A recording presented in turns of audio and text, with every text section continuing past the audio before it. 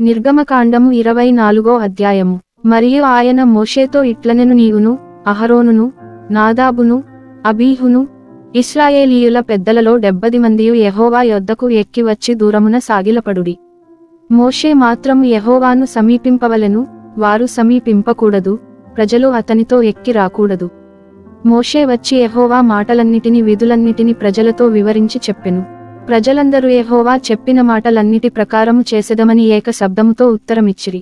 మరియు మోషే యెహోవా మాటలన్నిటిని వ్రాసి ఉదయమందు లేచి ఆ కొండ దిగువను బలిపీఠమును ఇశ్రాయేలు 12 గోత్రములు చొప్పున 12 స్తంభములను కట్టి ఇశ్రాయేలీయులలో యౌవనస్తులను పంపగా వారు దహనబలుల నర్పించి యెహోవాకు సమాధానబలులగా కోడలను వధించిరి. అప్పుడు మోషే వాటి రక్తములో సగము తీసుకుని పళ్ళెములలో పోసి ఆ రక్తములో సగము బలిపీఠము మీద ప్రోక్షించెను. అతడు నిబంధన గ్రంథమును తీసుకొని ప్రజలకు వినిపింపగా వారు యెహోవా చెప్పినవన్నీయు చేయుచు విధేయులమై యుందుమనిరి. అప్పుడు మోషే రక్తమును తీసుకొని ప్రజల మీద ప్రోక్షించి, ఇదిగో ఈ సంగతులన్నిటి విషయమై యెహోవా మీతో చేసిన నిబంధన రక్తము ఇదే అని చెప్పెను.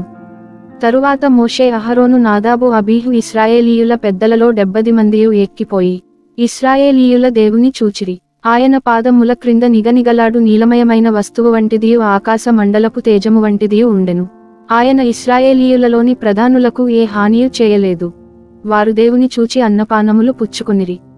అప్పుడు యెహోవా మోషేతో ఇట్లనెను, నీవు కొండ ఎక్కి నా యొద్దకు వచ్చి అచ్చట నుండుము. నీవు వారికి బోధించునట్లు నేను వ్రాసిన ఆజ్ఞలను, ధర్మశాస్త్రమును, రాతిపలకలను నీకిచ్చెదననగా మోషేయు అతని పరిచారకుడైన యెహోషువయు లేచిరి.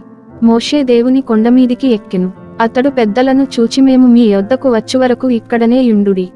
ఇదిగో అహరోనును హూరును మీతో ఉన్నారు. ఎవనికైనను వ్యాజ్యమున్న ఎడల వారి యొద్దకు వెళ్ళవచ్చునని వారితో చెప్పెను. మోషే కొండమీదికి ఎక్కినప్పుడు ఆ మేఘము కొండను కమ్మెను.